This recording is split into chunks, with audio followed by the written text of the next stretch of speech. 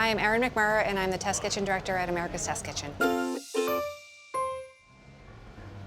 I manage the test kitchen, and we have a 15,000 square foot test kitchen in our new space, and along with the 15,000 square feet, there's a lot of things that we need to maintain and keep running in good running order so that the test cooks have the appliances that they need, the food that they need, the equipment that they need. We have a bunch of editorial teams who work here. We have Cooks Illustrated, Cooks Country. We have the book team, who's always developing at least a couple of books at one time. We have the photo team, and the photo team is a team of 6 people who prepare all the food for all photo shoots and video shoots that happen in our space.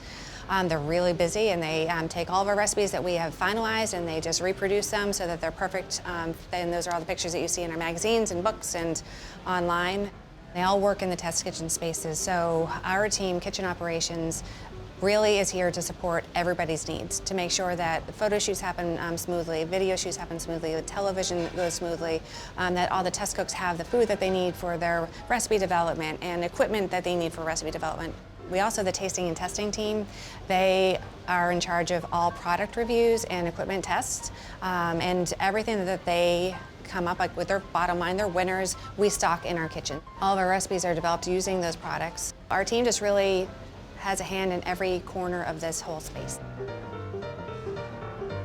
Not only is it fun to just to create the food, but of course there's leftovers, and so the leftovers get packed up by all the cooks, and we have a take-home refrigerator where all the food goes into, and the rest of the staff can come and visit that fridge all day long and take food home for dinner. A lot of people, the grocery bills of probably the entire staff has gone down since they started working at America's Test Kitchen.